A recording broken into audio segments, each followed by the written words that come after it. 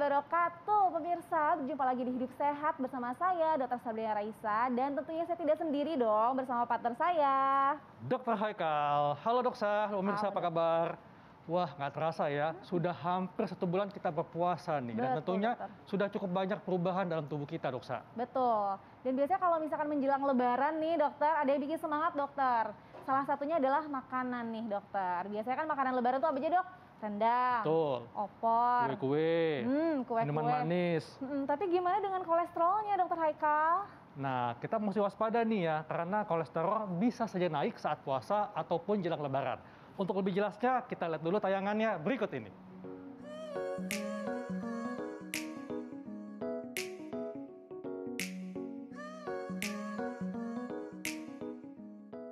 Pemirsa, tak terasa ibadah puasa kita sudah lebih dari 25 hari. Itu artinya hari kemenangan yaitu Idul Fitri tinggal menghitung hari. Suasana sukacita menyambut Hari Raya umat muslim ini pun kian terasa. Namun, pastikan tak ada gangguan kesehatan yang datang saat Anda sedang menanti hari kemenangan yang disebabkan karena kebiasaan makan atau pola makan acak-acakan selama bulan Ramadan, baik berbuka maupun sahur. Seperti konsumsi gorengan, jeroan, hingga santan-santanan seperti kolak.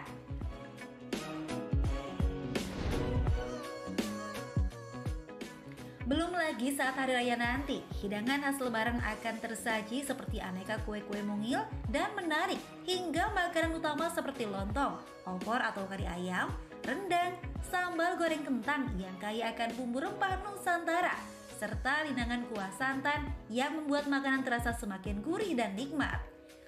Tanpa terasa, suapan demi suapan berubah menjadi porsi piringan yang cukup banyak, yang pada akhirnya membuat berat badan meningkat dan menimbulkan sejumlah gangguan kesehatan lainnya seperti meningkatnya kadar kolesterol pada tubuh. Bukannya bisa menikmati hari bahagia bersama keluarga, kita malah harus berurusan dengan petugas kesehatan akibat tubuh ambrol gara-gara kolesterol meningkat.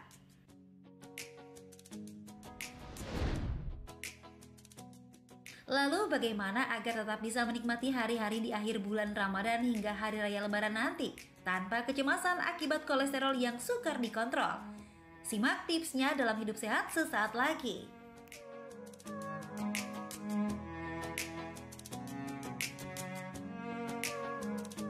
Tuh kan, hati-hati ya. Meskipun puasa dan jelang lebaran nih, hati-hati kolesterol bisa naik. Nah, untuk membahasnya, di tengah kita sudah ada Dr. Andi, Komite Takdir, dokter penyakit dalam. Halo dok, apa kabar? Halo, kabar baik dokter. Oke, kita akan bahas tentang kolesterol. Salah satunya ada di makanan-makanan yang biasanya ada pada saat lebaran, dokter Haikal. Betul.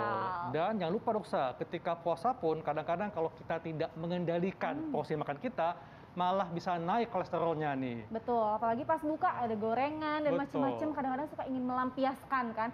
Kalau pas lebaran hati-hati nih, kolesterol mengintai. Nah, ini yang pertama nih dokter Andi nih, katanya dok ya, untuk mengurangi, kita mesti kurangi makanan manis supaya kadar kolesterol tetap stabil dalam darah. Ini fakta atau mitos? Itu fakta lah ya. Fakta, kenapa dok? Jadi sebenarnya kalau kita bisa mengurangi konsumsi makanan yang manis atau gulanya tinggi, maka dampaknya adalah kolesterol HDL kita itu biasanya dia menjadi lebih tinggi. Kadarnya meningkat. Sebaliknya kalau konsumsi makanan manis itu banyak dia, volumenya besar hampir selama 1 bulan ini, maka HDL-nya juga ikut turun. Jadi tidak semua satu kolesterol itu, kan ada banyak bagian dari kolesterol itu, tapi yang kita lihat dari sisi makanan manis ini dampaknya ke HDL itu, yang biasanya dilabel sebagai kolesterol yang dalam tanda petik baik. Jadi artinya memang dalam darah kita ada 2 jenis kolesterol dok ya, kolesterol baik atau HDL dan yang jahat atau LDL. Iya. Jadi kalau kita mengurangi konsumsi manis, maka akan meningkatkan kadar kolesterol baik atau HDL dok ya? Iya. Ya, nah kalau misalkan buka puasa dok, itu kan biasanya kita dianjurkan minum yang manis ya, lebih seger gitu kan ya. Nah itu gimana, berarti dianjurkan dong dok? Sebenarnya yang dianjurkan adalah mengganti cairan kan. Mengganti cairan. Jadi kalau ada tambahan sedikit rasa manis, it's okay, tapi tentu harus ada perhatian lagi ke kita, terutama yang bisa masak ya, yang berwenang di dapur. Sebenarnya ada anjuran dari Kementerian Kesehatan untuk membatasi jumlah asupan gula harian itu sebanyak 40 gram sehari. 40 gram sehari. Batasnya di situ. Ya. Oke, jadi tetap jangan melampaui batas ya Dokter Hekal ya. Betul. Fakta mitos selanjutnya Dokter Hekal. Nah pemirsa, setelah berpuasa selama 1 bulan nih dok, katanya biasanya kolesterol akan turun dan lebih stabil. Nah ini fakta atau mitos dok? Fakta kalau makannya benar, kalau puasanya benar. Betul. Nah, bagaimana tuh dok? Jadi mitos kalau selama 1 bulan, hampir 1 bulan ini Iya. makanannya kayak gorengan, lebih banyak Iya. makanan manis, jadi itu mitos. Betul, seperti tadi ya, kayak buka puasa tuh pengennya Betul. pelampiasan, makannya makanan yang enak di mulut Balas gitu. dendam jadinya kan. Bener banget. Jadi fakta kalau memang kita bisa mengatur pola makannya, jenisnya dengan baik dok ya. Tentunya perbanyak konsumsi buah dan sayuran. Betul. Oke. Tapi biasanya dok ya, ini kan masyarakat begitu buka puasa konsumsinya itu makan gorengan ya, karena lebih menarik lah, lebih menggugah selera. Betul. Nah, sebetulnya kalau masyarakat ingin buka puasa dengan gorengan, itu sebaiknya berapa dok porsinya supaya tidak mengganggu kadar kolesterol dalam tubuh kita? Jadi ini sebenarnya agak rumit, terutama kalau di depan kita itu sudah terhidang ya, Benar. sudah ada makanan itu, kemudian itu juga porsinya banyak. Jadi bisa jadi yang kita anjurkan mungkin kita sampaikan 1 sampai 2 potong tahu goreng barangkali atau gorengan yang lain, tapi ternyata kan di depan kita itu ada banyak ya. Iya. Jadi 1-2 ya di menit ini 1-2, 5 menit kemudian 1-2 lagi. So bukan jadi 1-2. Tetap Jadi jangan Itu tergoda. PR-nya tuh di situ tuh. Godaannya di Bagaimana situ tuh ya. betul. Mengatasi Dokter Hekal. godaan itu. Iya. Jadi bolehnya berapa nih dok? Sebenarnya Iya. kan kita memang mengharapkan kalau bisa, apalagi sekarang katanya harga minyak goreng agak naik ya. Jadi kalau bisa memang itu lebih banyak yang porsi makanan rebusan atau yang setidaknya tidak digoreng. Oke. Ya, prosesnya tidak digoreng. Tapi kalaupun mesti ada, memang anjurannya adalah dibatasi. Anjuran itu dibatasi itu tidak menyebutkan angka sebenarnya. Jadi kalau bisa memang hanya untuk mencicipi, barangkali hanya untuk menghilangkan rasa penasaran atau rasa rindu sama makanan tertentu, it's okay. Tapi kalau jumlahnya sudah lebih, misal lebih dari 1/4 piring, lebih dari 1/4 porsi yang mesti dia makan, kayaknya itu mesti dihindari deh. Jadi lebih baik dikit aja ya dokter Hekal ya, cicip Betul. aja dulu gitu. Iya. Dok, ini kan di masyarakat itu suka ada keyakinan dok ya. Kalau di tubuh kita itu ada peningkatan kolesterol, maka akan muncul gejala. Ini fakta atau mitos, tapi nanti dok dijawabnya. Kita kasih simak jawabannya sesaat lagi, tetap di Hidup Sehat.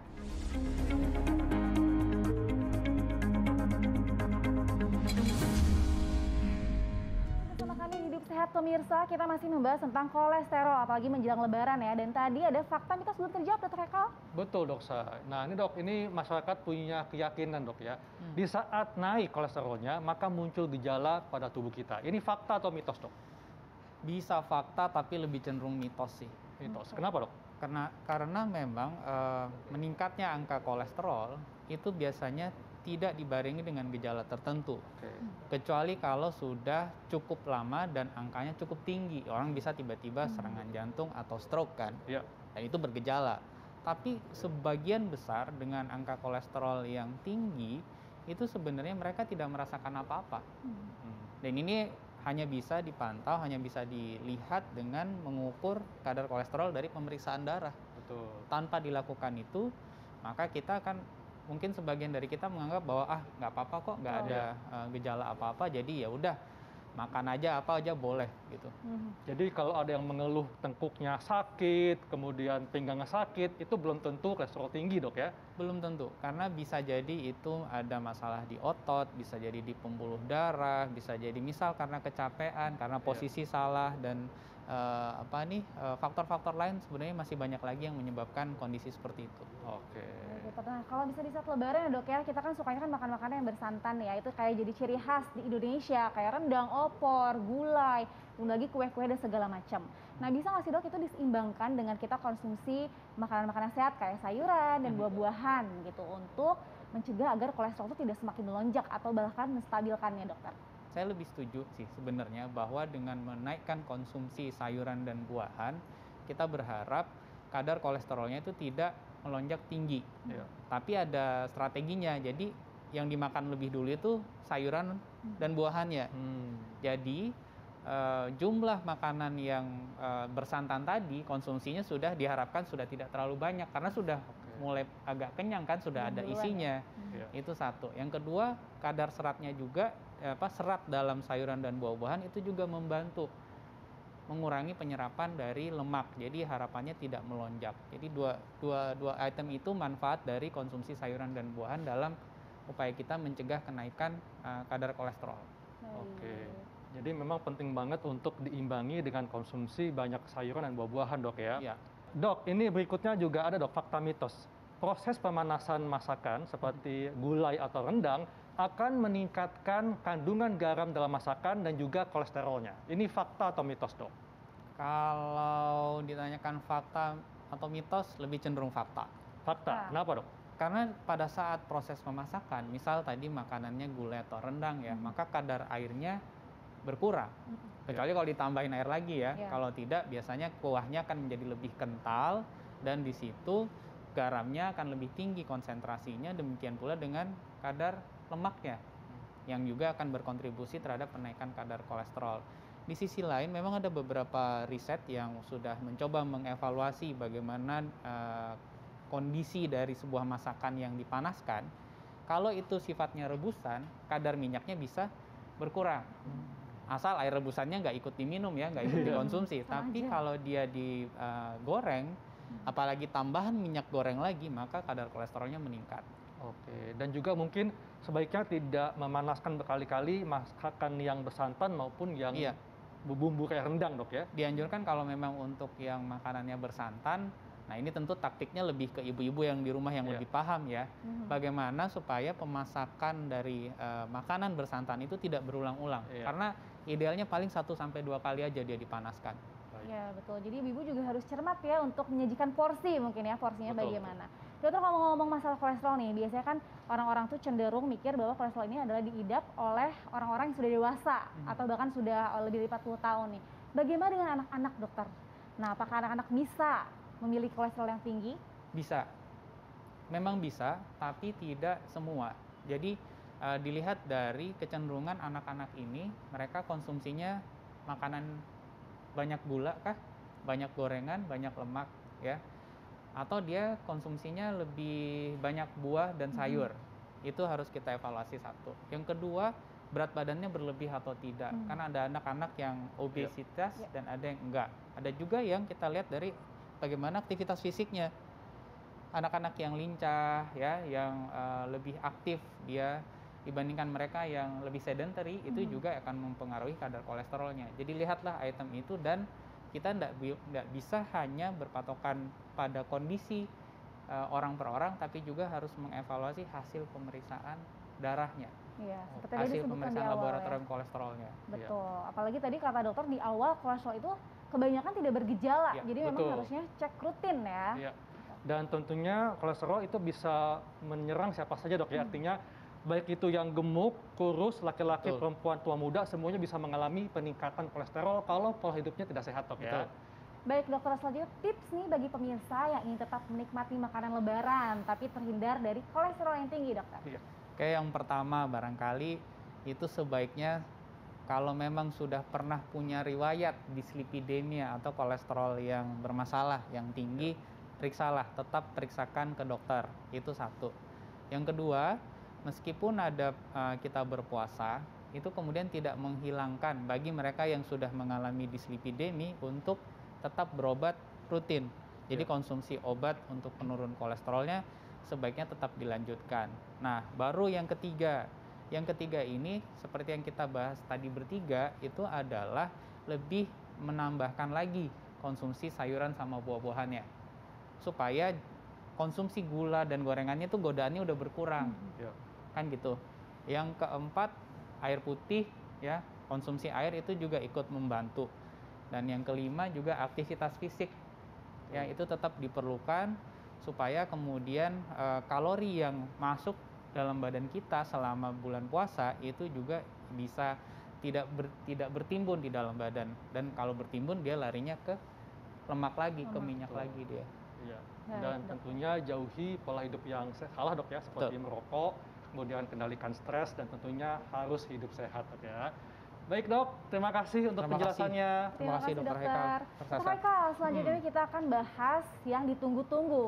Lagi musim mudik kan Dokter Haikal. Betul. Nah biasanya kalau mudik yang kerasa nih bagi penumpang apalagi nyetir ya suka pegel-pegel. Iya. Nah kita akan membahasnya, jadi kemana-mana pemirsa saat lagi tetap di Hidup Hidup Sehat. Sehat.